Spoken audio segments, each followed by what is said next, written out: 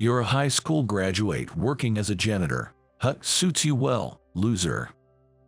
Back in middle school, there was this classmate who seemed to have it out for me no matter what. She was a smart girl who even served as a class representative, but she always kept to herself. This girl really disliked me and would pick on me at every opportunity. I had no idea why, but after I pointed something out to her, she completely turned against me. We went our separate ways after high school and lost touch, but I never imagined we'd run into each other at the company. Her attitude towards me hadn't changed a bit since middle school. She still looked down on me. "Crawling on the floor and cleaning is just right for you," she said with a mocking laugh. In response, my secretary tore up her resume right in front of her. "Leave right now. Did you come to the interview here without knowing anything? My name is Alexander. Pretty cool and old-fashioned, right?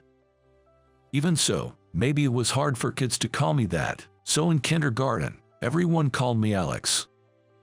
Now, I'm happily married to a woman I met during high school. We support each other and work together every day.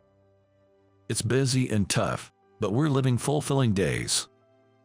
I wouldn't say I have a cleaning obsession, but I really like to clean. I need to keep not only myself, but also my surroundings clean to be satisfied. Each room has a lint roller ready, and there are 2 trash cans in each room.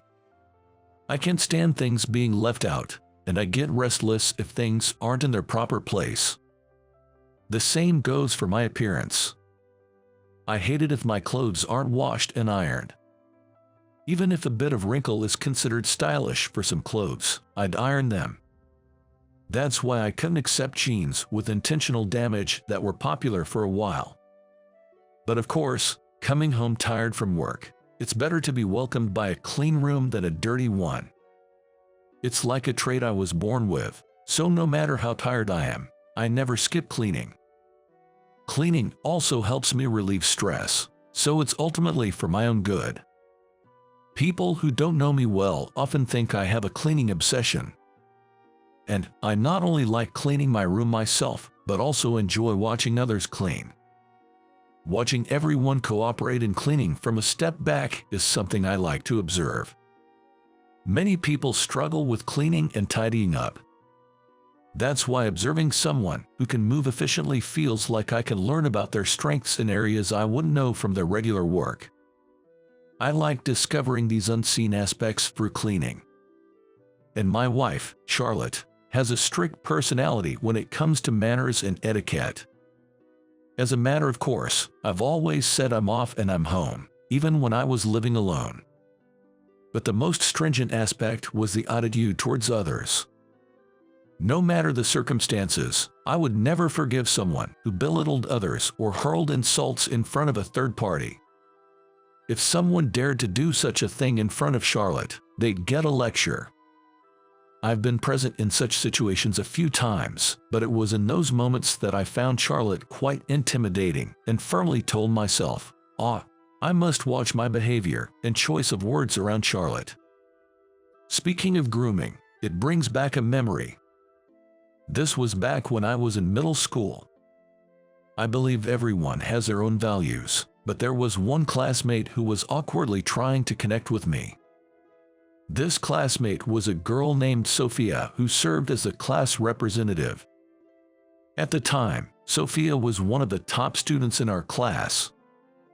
Apparently, both of her parents had attended and graduated from top universities, and it seemed like academic excellence ran in her family. Maybe that's why she was raised with the mindset that being the best was the norm. She always kept people at a distance. Winning was expected, and she believed she always had to be on top, leading and giving orders. This belief was as natural to her as breathing. Even though I thought it was a twisted view, I didn't say anything since she seemed okay with it, especially since Sophia was solely focused on her studies. And I was the one who always competed with her for the top spot in our grade. Perhaps because my parents were also academically inclined, I had always had a good memory since I was young. I studied for tests, but if I paid attention during regular classes, I didn't need to cram to score well. I wouldn't say this out loud, though, to avoid sounding boastful. But for me, preparing for tests was just a review. For Sophia, it must have been frustrating not to be the clear number one. In her eyes, I was nothing but an obstacle. I had no intention of competing with Sophia, but by our third year in middle school, she started to make snide remarks every time she outperformed me. "Oh, Alexander, did you have an off day this time? I was feeling a bit under the weather on the test day and thought I wouldn't make it to the top. Was it difficult for you?" She implied that she was clearly at the top of the class and laughed, saying, "Oh, you didn't understand such an easy question. Are you sure you are reviewing properly, Alexander?" While Sophia's grades were indeed excellent, her social skills and grooming left much to be desired. The girls around us were starting to take an interest in fashion and made efforts to look cute within the school rules. But Sophia's interests were solely academic, with no concern for fashion. She had the classic nerdy look, with braided pigtails and thick glasses. But nobody dared to point this out to her. Although Sophia was a top student, her condescending attitude meant she had no friends. She didn't seem to care, though, and spent her breaks reading alone at her desk. Among the girls starting to embrace fashion, she stood out for not fitting in. Among the boys, she was referred to behind her back as the nerdy girl. One day, thinking I was doing her a favor, I decided to give her some advice. "Sophia, aren't you interested in fashion?" "Huh? You know, like trying contacts or changing your hairstyle. Just removing your glasses could change your impression, and if contacts were too scary, switching to more fashionable glasses could still transform her look. And her hairstyle could use a change too. Letting down her braids for a ponytail or even cutting it to a bob could make a big difference. I thought even trimming her bangs could make her face appear brighter. Maybe you'd make some friends then." "Shut up." Sophia suddenly became furious at my suggestion. She stood up abruptly, throwing a book at me. "I don't need to hear that from you. I was just trying to help." "That's called meddling. None of your business. What's it to you anyway? Looks are subjective. I like my glasses and hairstyle as they are. Just leave me alone." Sophia's loud retort drew the attention of the entire class, and from that point on, she looked at me even more critically than before. Even though Sophia glared at me until graduation, I endured it, thinking that our association would end with middle school anyway. Naturally, Sophia's path was to attend a prestigious school. She might have been influenced by the expectations of those around her and her parents. On the other hand, I chose a regular public high school. When Sophia found out, she came up to my desk, puffing her chest out in triumph. "Alexander, I hear you're going to a public high school." "Yeah, so what?" "It's a shame. I thought I could compete with you here as well. I'm going to the top school in the county, so we might not see each other again." "I truly hope so from the bottom of my heart." Continuing to face such an attitude in high school would probably drive me to the brink of stress. I've always been someone with little desire for competition. I don't cling to material things, and I can easily give up something if it means competing with someone else for it. Besides, attending a prestigious school would likely require a lot of money. My family is just an average middle-class household. Both my parents are intelligent, but they've never been interested in climbing the corporate ladder, believing that a balanced life without excess is best. So, we've always lived modestly. That's why I chose a school that was convenient and affordable. There's no shame in it since the school's academic level was average. It was also at this high school that I met Charlotte, who would become my wife. Therefore, I can confidently say that my choice was the right one. My meeting with Charlotte started with me falling for her at first sight.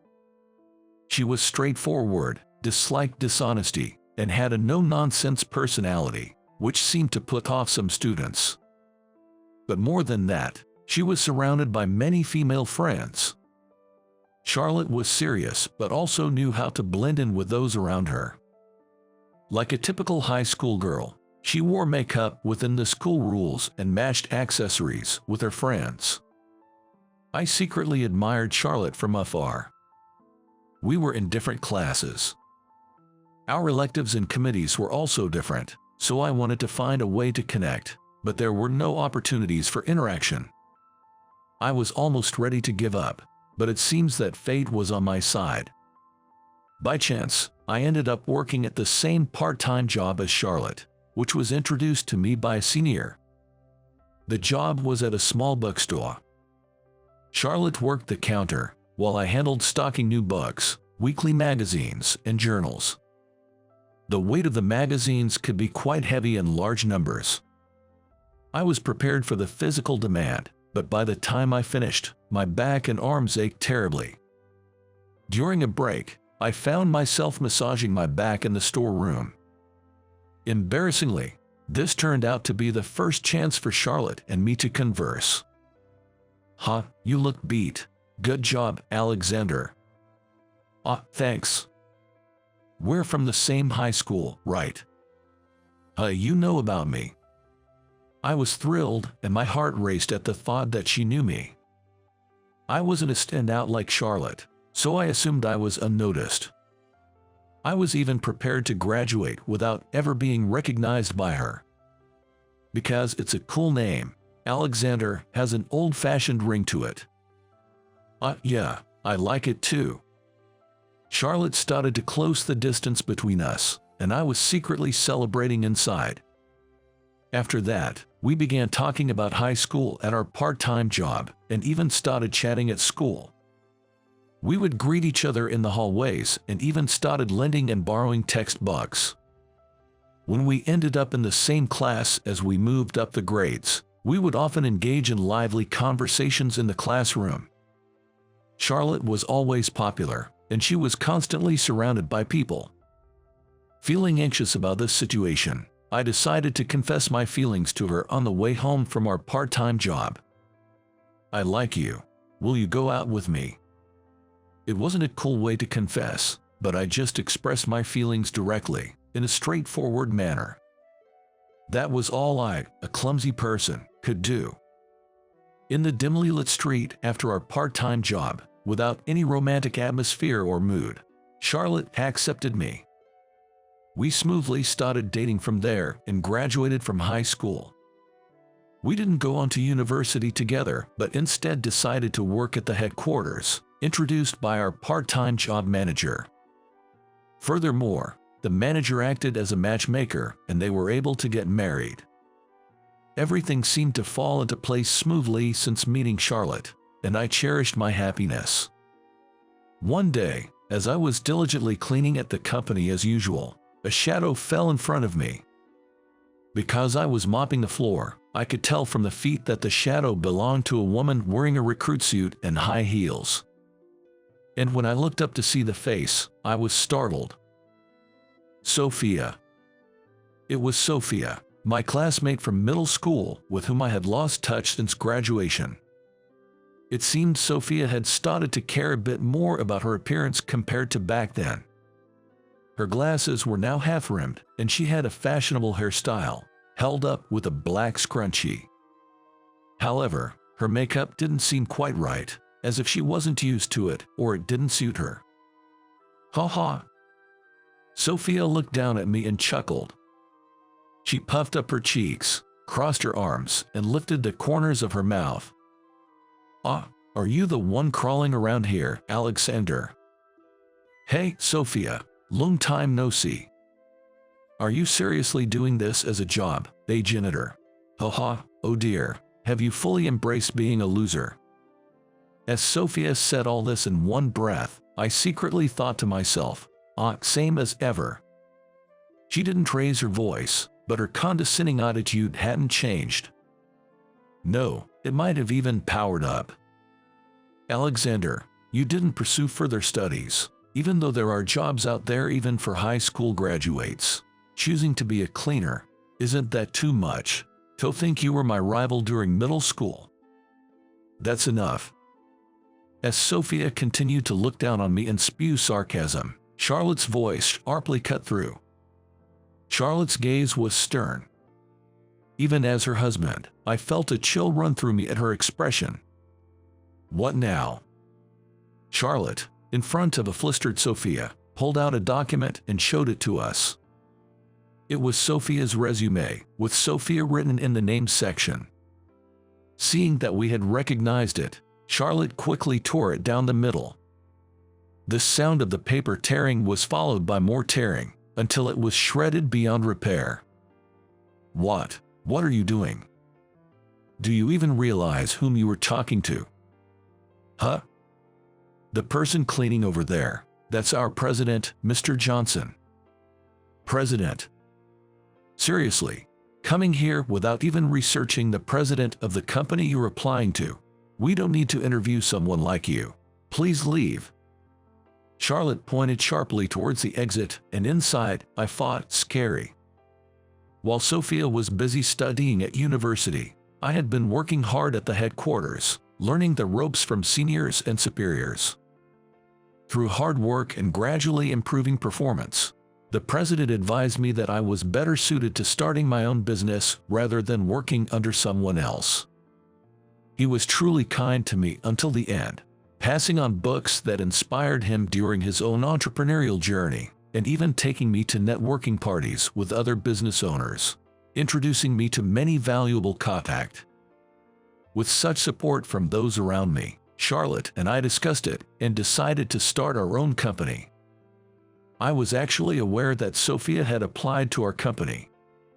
When her application came through, I wondered if it was some mistake, but enough time had passed since middle school, and Charlotte thought it was okay, so I let her application proceed to the interview stage. Charlotte was in charge of everything that followed. I trusted Charlotte's judgment and strictness and manners. She has a keen eye for people. That's why I entrusted her with the roles of my secretary and HR director. Our company, though small, has successfully attracted talented individuals and expanded its business. I believe this success is solely due to Charlotte's exceptional ability to evaluate people. As the HR director, Charlotte took action against Sophia. Even if you were a classmate of President Johnson, it doesn't matter. We don't hire people who lack the basic etiquette expected of a working professional. What do you mean? I graduated from a top university in active service. So what? Weren't you the one who always had it in for him during middle school, always acting snide towards him? In the professional world, your academic background isn't as important as having common sense and basic decency. Sophia fell silent under Charlotte's relentless words. Essentially, Charlotte was saying Sophia lacked common sense. If you still want to join our company, carefully consider what I've said and start over from square one. That day, Sophia was sent home without even being allowed to interview. Later, I heard from a middle school friend about some rumors circulating in our hometown regarding this incident. Despite attending a prestigious school, Sophia wasn't as exceptional as she or others thought. She wasn't the top student, and she didn't get into top-tier universities like Harvard. To make matters worse, her younger sister was highly talented and got into one of the nation's top universities straight out of high school. The difference between them had been evident since childhood, and Sophia was constantly compared to her sister by relatives and her parents. Why can't she be more like her sister? Really, who does she take after? It seemed she was treated harshly by her own parents, likely feeling quite out of place at home. Desperate for their recognition, she neglected fashion and socializing with classmates, focusing solely on her studies. To her, someone like me, who often ranked first in our grade, was nothing but an obstacle. Understanding the background made her intense rivalry more comprehensible. Then, my friend started saying something strange. Weren't you the only one who paid attention to Sophia? Maybe she had a crush on you. What? She treated me like trash. You know, like how kids are mean to those they actually like. That's what was suggested, but the only time I initiated contact with Sophia was when I commented on her grooming. Other than that, it was always Sophia who picked fights with me, and she seemed to have regarded me as an enemy ever since the grooming comment. If what my friend said was true, then Sophia might be even more awkward than I am. Perhaps she had her own way of reaching out, but at the time, I was not comfortable around Sophia and had no interest in romance, so I wouldn't have noticed anyway. Sophia's awkwardness hasn't changed, has it? But I did leave her many hints. When I said, "Come back after you've thought it over," I didn't say, "Don't ever come back. She can figure it out if she thinks about it, right?" If she was listening properly in that state, that is. Even though I heard about it from you, I didn't expect it to be that bad. She seemed like someone not used to dealing with people. Faced with Charlotte's sharp assessment, I could only offer a wry smile without a response. Sophia might have been harshly judged by her family, but she was undoubtedly intelligent. With her intellect and capabilities, I hope this experience frees her from her past constraints and helps her rediscover her true potential. Once she calms down, she'll notice the hints Charlotte gave her, and I hope she'll come back for another interview. I sincerely hope that everything moves in a positive direction. Did you finally come to submit your resignation because you couldn't take it anymore? That was said by my ex-wife, Sophia. My name is Michael Taylor, a 30-year-old divorcee. I divorced Sophia when I was 24. I met Sophia by chance. She happened to be a classmate from middle school. She approached me when I was just starting at my current company. "Are you Michael?" "Yes, I'm Michael, but..." "Don't you remember? I'm Sophia. We were in the same class in middle school, right?" "What, Sophia? I didn't recognize you. You've become such a beautiful woman." And so, we ended up going out to eat that day. I joined a company as a salesperson, and she was a beautiful receptionist. She graduated from a prestigious university, and at that time, I just told her I graduated from an ordinary one. The truth is, I can't trust women. This goes back to when I was in elementary school. My father worked for a securities company and was very busy. My mother also worked full-time, but one day, she suddenly stopped coming home. "Hey, Dad, where did Mom go?" "Michael, Mom isn't coming back." "What?" My father was filling in a divorce letter. I was almost finishing elementary school, and I never heard from my mom again. At that time, my grandmother, who was at our house, said that my mother left because she fell in love with another man. My heart became void. My father liked Italian and often read books in Italian. Back then, I also borrowed my father's books and translated them with a dictionary. I didn't feel like doing anything else. "You like Italian, right? Or how about staying at your uncle's place? Your cousin Alex also likes Italian, and I'm going to be busy with work again," my father said quietly. After my mother left, I felt as though I had locked away all the happy memories of going out with my family on weekends, along with the joy I felt with my family and friends. In some corner of my heart, I was filled with sadness. I was an only child but used to be outgoing. I didn't hate studying and enjoyed playing games with friends, going back and forth to each other's houses. However, I lost the desire to invite friends over, and I just ate the deli food my father bought every day, locked myself in my room, and did my homework alone. Classmates asked me various questions as I had become silent, but I couldn't answer any of them. One day, an unknown lady came to our house and started living with us. I wonder if Dad is going to marry this lady. It was then that I told my father, "Dad, I'm going to live with my uncle," and moved. My uncle and aunt welcomed me warmly. Especially Alex, 2 years older than me, was glad to have me. But Alex was busy with tutoring and Italian classes. Having transferred schools, I didn't make friends easily, so I contacted my father and asked if I could also attend tutoring and Italian classes with Alex. Although my days became filled with studying, I liked studying, so it wasn't a hardship. Alex often helped me with my studies, which I appreciated. Eventually, Alex and I even started speaking in Italian. My uncle and aunt worked for foreign companies and had lived in Italy, so their Italian was fluent, and gradually, our family conversations shifted to Italian. Life with them was more enjoyable than living with my father. One of my uncle's college friends lived in England, and Alex went to study there after graduating from middle school. When I was in the second year of middle school, Alex said, "Michael, it's fun here. You should come to high school here too." And I decided to go to England for high school. And, just like Alex, I managed to get into Oxford University.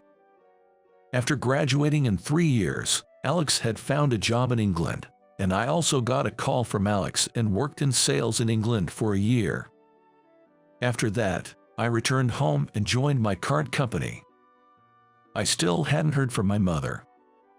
Despite my distrust of women due to my mother, I fell in love at first sight with Sophia when I met her again after 10 years. However, I kept quiet about my educational background and upbringing. Sophia had many friends within the company, and I didn't want my educational background to be talked about. Being thought of as smart by the employees seemed bothersome to me. Of course, the HR department and President Thompson knew. Sophia and I often went out for meals or to the movies. We found that we shared a taste in movies, and she started visiting my apartment. I was living in alone at the time, and our relationship deepened quickly. We got married swiftly within a year. Sophia still wanted to work, so she continued as a receptionist within the company, while I was busy with sales. In the sales department, there was an incredibly handsome and refreshing senior, Tom Jackson. He was 5 years older than me and had excellent sales performance. He was already a manager at a young age. At first, I spent my days being taken around for sales visits by my seniors. I had learned sales pitches in England, but now I was learning American sales techniques from my seniors. There were many late nights due to entertaining clients. Sophia, who had been living alone, was good at cooking and would wait for me. But that only lasted for the first year. Struggling to improve my sales performance, Tom would say to me, "Hey, Michael, make more calls, secure more appointments, and get moving." "Yes, Tom, my apologies." Saying that, I would compile materials on the computer and rush out. Nights of entertaining became more frequent, leaving me exhausted every evening. When I got home, Sophia wasn't there. Checking my phone, I found a message, "I'm going to a reunion today, I'll be late, so go ahead and sleep." There was no dinner prepared. Too tired to cook, I went to the nearby convenience store, bought a ready-made meal, and ate it. I decided to check Sophia's emails earlier from now on. I had trouble falling asleep, but it seemed Sophia came back around 2 a.m. We were renting an apartment, but we had separate bedrooms. We didn't plan on having children yet, and I often came home late. Even on the rare days off, Sophia would meet with friends, and our time as a couple began to diverge. On the other hand, I gradually got used to the sales job, and though busy, my performance started to improve slightly. A colleague, Ryan, approached me. "Michael, are you free tonight? Let's go out for a drink if you're okay with it." "I'm free tonight. It would be nice for a change." So, we decided to go out for drinks. Ryan had a bottle kept at his favorite bar, and he offered me a drink. "Thanks, Ryan. I'll take you up on that. You come here often, huh?" "Yeah, sometimes for entertaining clients, but it's a nice, relaxing place, isn't it? Yeah, it's quiet and somehow comforting. As we were talking, the bar's owner served us a delicious dish. Been busy every day. I wanted some place to relax. Yeah, sales is tough. I just go with the flow even when I get scolded, Ryan said with a grin. And so, we spent the evening leisurely drinking together. That loud Tom is about to become a department head, you know. Yeah, he's young but talented. And he's handsome, a Harvard grad, the complete package. Harvard grad, huh? I didn't know that. I'm just from a local university. For me, my uncle suggested this company, and I ended up joining, kind of just went with the flow. I was just happy to be hired. After all, it's a major company. Yeah. But don't you think that Tom acts a bit too high and mighty? Well, he is a boss, so maybe that's just how it is. You're so earnest, Michael. Don't push yourself too hard and end up sick. You've got a beautiful wife, after all. Thanks. Being earnest is pretty much all I've got going for me. There's a company drinking party coming up, so let's hit it up again then. Yeah, let's do that. And so, Ryan and I took separate taxis home. Sophia said she was going out to dinner with friends again today, so she wasn't home when I got back. This kind of life continued. One day, there was a party because Tom had been promoted to department manager, and the employees gathered. Congratulations on your promotion, Tom. Ryan said this as he was pouring beer. The other female employees were also fawning over the handsome Tom, who seemed to remember all their names, giving off the impression of a ladies' man. Thank you everyone for today, but please continue to work hard moving forward. The ladies have been doing especially well. Tom is always sweet towards the women. Sitting close to Tom, Sophia was complimented. Sophia, you're always so beautiful. Well, all the receptionists are beautiful too. Tom, in a good mood, had the women pour him beer. Ryan and I were enjoying the food, munching away. The dishes were surprisingly tasty, and since I'm not much of a drinker, I enjoyed chatting with Ryan and the seniors. Then, Tom, being fussed over by my wife, said, Sophia, pour me some more beer. I was not unhappy. Come on, Sophia, have a drink too, and Sophia, being poured beer by Tom, seemed to be enjoying herself. I wish this would end soon. I wanted to leave the party. Looking closer, Sophia seemed unsteady on her feet. She's drunk too much. I thought to myself. Is your wife okay? She's had quite a bit to drink, Ryan whispered to me. Yeah, seems like she's had a fair bit. I'll take her home later. Comes getting a bit too carried away with all the attention, don't you think? Really, I agreed, and Ryan and I shared a wry smile as the party finally ended. Then I guided the staggering Sophia to a taxi and headed home.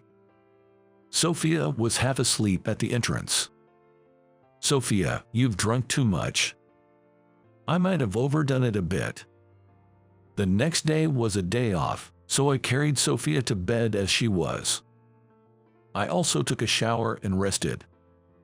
The next morning, waking up a bit late, I heard the shower running. Sophia's in the shower. I washed my face and was toasting some bread in the kitchen. Did you sleep well? I've made some toast. Have some. I feel kind of hungover. Not much of an appetite. Saying that, Sophia went to the sofa and started fiddling with her phone, so I ate 2 slices of toast. And as I was relaxing and watching TV, Sophia suddenly started getting ready to go out. Huh? Are you going out again today? Yeah, I totally forgot. I'm meeting a high school friend today. I see. I was thinking maybe we could go shopping together for once. I'll do the shopping. Let's go together next week. Saying that, Sophia went out in daylight. For the first 6 months of our marriage, we lived happily, but this is what our weekend always looked like. In the evening, I received an email on my phone from Sophia. I'm going to the bar with my best friend today, so I'll be home late again. I just replied with a got it after reading that. I opened the fridge, picked something random for dinner, and ate alone.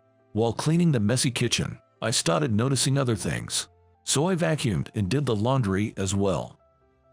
Sophia had completely stopped doing any housework. I figured she would probably go out again tomorrow. Beautiful Sophia loves fashion, spends her weekend bustling around visiting hair salons, going to the gym with friends, and more. And as expected, she went to the hair salon the next day. Feeling extremely bored, I texted Ryan. Turns out he was free too, so we decided to have lunch together. It's rare to see you on a weekend. Where's your wife? She went to the hair salon today. Well, she is a receptionist, after all. That's unavoidable. Yeah, besides, with all the beauty treatments and aesthetics, women seem to have it tough. But these days, men also go for aesthetics, right? I'm not really into it though. Yeah, I'm not much interested either. Being in sales, appearance is important, but still. Right. But Tom seems like the type who would go for aesthetics, don't you think? His skin is all smooth, it's kind of funny. It does seem like something he would do. Ryan and I laughed about it. It felt odd to enjoy lunch like this as grown men, but it had been a while since I last laughed. Then, life returned to its usual pace, busy with sales work. One night, on my way back from a client dinner, I saw Sophia getting into Tom's luxury car. With a bad feeling, I waited for Sophia to return home to talk about it, but she came back drunk and it was impossible to have a serious conversation. I then considered hiring a private investigator. One day, I received a message from Ryan. "Do you have time for a drink?" he asked, and we met at his regular spot. As usual, Ryan had a bottle kept there, and I accepted his offer. After a while, Ryan hesitantly spoke up. "Sorry for calling you out of the blue. There's something I need to tell you, Michael. Actually, I saw your wife on my way back from a client dinner. So, Ryan took a sip of his drink. And well, I was concerned, so I took a photo with my phone. This is Sophia, right? He showed me his phone. Looking closely, it was a photo of Tom and Sophia walking arm in arm in the city. I took a big gulp of my drink. Yeah, that's definitely Tom and my wife. I once saw Sophia getting into Tom's luxury car after a client dinner. Is that so? We fell silent for a while. I didn't want to know any more about Sophia. I immediately took out my phone and canceled the investigation. The investigators firm emailed me to terminate the ongoing investigation, noting that there was nothing to report on Tom and Sophia's activities over the past 3 days. I quietly said to Ryan, "I'm going to get a divorce." What? Sophia always said she was meeting friends at night, and she always came home late. It feels like we were over as a couple a long time ago. It's not your fault or anything, Ryan. I see. But I've been troubled for a long time, and thanks to you, Ryan, I was able to make a decision. Could you forward me that photo? Are you sure? I'll send it then. Ryan sent me the photo. One day, when I came home early, Sophia was also home unusually early. Sophia, we need to talk about something important. What is it? What's going on between you and Tom? What do you mean? He's just my boss. Really? Is this how a boss and his subordinate behave? I said, showing her 2 photos on my phone. Oh, you caught on. I started being interested in Tom a while ago. After all, he's a Harvard grad and such a looker, right? Plus, he's a manager and makes way more money than you. Sophia defiantly justified herself. I fell silent for a while. We're done, aren't we? I can't believe Sophia turned out to be this kind of woman. It's my fault for falling for her at first sight. That's what I thought to myself. And then, I uttered just one sentence. Please, let's get a divorce. That's what I said. Sophia looked stunned but then said, okay, and pulled out the divorce papers, which were already prepared for me to sign. I was surprised by that, but the document was already signed on her part, leaving only my signature needed. It seemed she had wanted to divorce me all along. I signed immediately and took the papers to the county courthouse.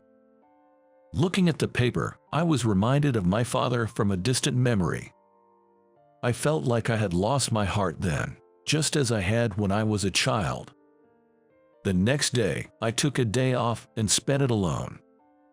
I had Sophia take the day off and then asked her, could you pack your things and leave as soon as possible? So, she started packing her belongings. I asked her to take only what she needed.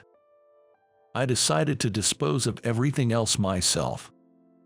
And that evening, Sophia left. The next day at the office, Tom approached me. Hey, Michael, taking a day off while you can't even make decent sales. People like you should be sent somewhere way off. Tom, do you mean a demotion? I understand, but could I have a moment of your time, if you don't mind? All right, shall we step out someplace nearby? So, Tom and I went to a cafe near the office. About my wife. What about Sophia? Could you take a look at this? Saying that, I showed Tom the photo of him and Sophia walking arm in arm, looking cozy together. I see, and what about this? Sophia confessed to me, you know, or are you here to beg for money, wanting some sort of compensation? Yes, considering we were married. How much do you want? $30,000 would be sufficient. I see, that's a small amount, I'll pay it right away. I'll send you my bank account details later then. After that, Tom and I returned to the office. Back at the office, I said, Tom, regarding the demotion, I'll go and have a word with Mr. Thompson first, and then clear my desk. I went to the president's office. Knocking twice, I entered. Come in. Excuse me. Michael, that's quite a misfortune. Take a seat, relax. Thank you. Actually, I had seen Tom and your ex-wife together before. It's unfortunate that Sophia turned out to be that kind of woman. It must be hard for you to stay in this company. Currently, there's a branch in Italy. With your excellent educational background, you should be able to enjoy your work there. What do you think? A branch in Italy. I understand. I'll do my best. That was my decision. I had already informed Mr. Thompson about the situation via email in advance. And so, I ended up going to Italy. Returning to the office, I thanked all the employees, cleared my desk, and left the company. When I was leaving, Tom had a smirk on his face, and my ex-wife at the reception ignored me. The agreed amount from Tom had already been out. Thus, I flew to the Italian branch. The employees there welcomed me, and Mr. Thompson had arranged a place for me to live. It took me a while to get used to the job, but one day, I saw a familiar face. It was Alex. Hey, Alex. Michael, is that you? What brings you here? Why are you here, Alex? We both asked each other, surprised. That night, I went out to dinner with Alex. I'm so happy to see you again, Michael. Me too, actually, I got demoted. What were you, demoted? Did things not go well in the States? Well, kind of. My sales were okay, but I didn't get along with the manager back at the headquarters. I ended up marrying a classmate from middle school in America, but she got involved with the manager. What? You've been through a lot, and then you got demoted because of that manager. Sounds inconsistent. Maybe, but in the end, it was Mr. Thompson who pushed me forward.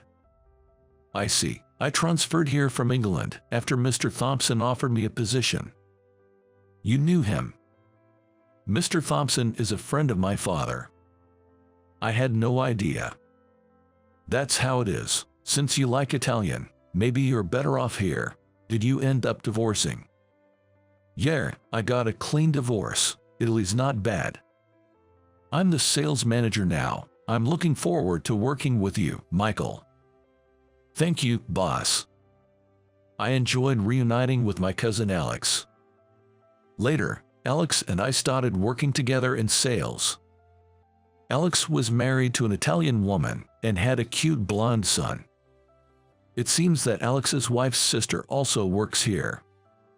Although the branch is quite large, so I hadn't had the chance to meet her yet. Work got busy, but Alex and I visited various companies. One day, I was invited to Alex's house. His lovely blonde wife and her sister, who looked just like her, were there. Alex's son was adorable and took a liking to me. I almost fell for the sister at first sight, but having learned from my past mistake, I had reverted to being wary of women. Alex's wife and her sister had spent some time in America as children, so their English was excellent. "I'm glad you could come," his wife said. "You're as wonderful as your brother," her sister told me in English. We had a lavish meal and a great time that day. Sometimes I would visit Alex's house or he would recommend delicious restaurants as we worked hard. 3 years later, Alex approached me with a proposal. "There's a $1 million deal coming up. I'm entrusting it to you, Michael. Of course, I'll accompany you." "What? That's a huge responsibility. Can you send me the documents on my computer?" I reviewed the documents sent by Alex multiple times. Gradually, I comprehended the contents with care. On the day of the business meeting, I presented to the client fluently in Italian. I answered all of the client's questions meticulously. Slowly, the client's face brightened into a smile. Then, Alex and I sealed the deal with a firm handshake from the client. Afterward, Alex and I were called by Chairman Morris. "Alex, Michael, thank you for your efforts. I've heard a lot about you from President Thompson. To think you two are cousins.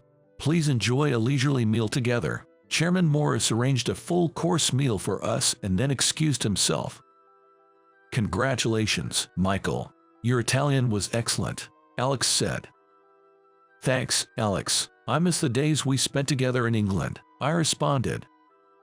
After that, Alex and I enjoyed a feast and returned home. Subsequent negotiations were entrusted solely to me, and I successfully closed many deals. One day, I heard that Alex's sister-in-law wanted to speak with me, so I went to Alex's house. The conversation was about her desire to live in America eventually, and her wish to date me. I shared my family's past history with Alex present. When I was young, my mother suddenly disappeared. Then, I stayed with Alex's family for a while, went to study in England, returned to work in America, and got married once, but my wife cheated on me. I shared everything as it was. Both Alex's wife and her sister exclaimed how terrible my ex-wife was. I wanted to overcome my distrust of women. She was a beautiful woman with clear blue eyes, and she shed tears for me. Her name was Lily. After sharing my past, Lily and I started dating. This time, we decided to take things slow and carefully understand each other's personalities. 2 years passed. 5 years had elapsed since I first met Lily. One day, Chairman Morris and Mr. Thompson visited the company. I hugged Mr. Thompson. And so, the conversation turned to Mr. Thompson and Chairman Morris. "Actually, I've been appointed as the new president here by Chairman Morris, and for the significant achievements you've made, Michael, we'd like you to take over as president at the headquarters." "Me, president? I'd also like to ask you, Michael, please take charge of the headquarters." "Yes, thank you very much." Although surprised, this meant I would be returning to America. But before that, there was something I absolutely had to do. I told Lily about returning to America, and also that I wanted her to be my secretary. Lily, Would you come back to America with me? And I'd like you to live with me as my business partner. Business, or as your wife. My face turned red, and I corrected myself. Yes, if you're willing. Please become my wife, I said, extending my right hand. Lily took my hand firmly in both of hers and said thank you in English. Before returning to America, under the watchful eyes of Alex and his wife, Lily and I had a church wedding in Italy. Then, Lily and I went back to America together. We get married right away, and I went to the headquarters for the first time in a while with Lily. That's when I encountered Sophia, who I didn't want to see. Michael couldn't stand being demoted and came to submit your resignation, she said, ever so sarcastically. Right then, the beautiful, blonde Lily took my hand and said, Mr. President, Chairman Morris is waiting for you. Sophia was shocked. President. Michael is the president. Then Lily said to Sophia in fluent English, Oh, haven't you heard? My husband has been excellent since his high school days in England and is an Oxford graduate. What, Oxford? Husband? Sophia and Tom, who was with her, were both astonished. Sophia's name tag read Sophia Bennett. Tom Bennett was pale, president, Oxford graduate. That blonde beauty is his wife. I couldn't help but laugh, realizing those two got married. Then Ryan came running. Michael, welcome back. Looking forward to working with you as the new president. I've always thought you might be a bit of a genius looking at your reports. Ryan welcomed me with a smile. Then, I greeted everyone at the headquarters and started my new role. Later, Lily gave birth to a beautiful blonde girl. Now, Lily, our adorable daughter, and I live happily together while safeguarding the company.